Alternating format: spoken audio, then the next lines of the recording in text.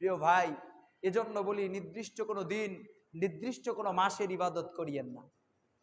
আজকে শাওয়াল মাসের 2 তারিখ, এই 2 দিনে মসজিদের মুসাল্লি বাড়ছে না কমছে? কি হয়েছে? কমছে না?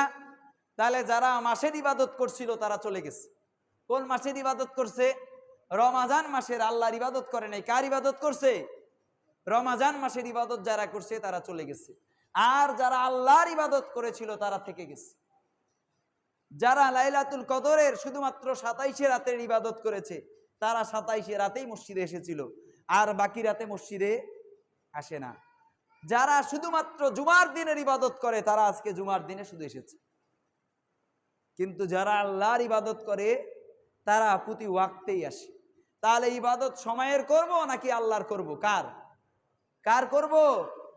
আল্লাহ রাব্বুল আলামিনের করব।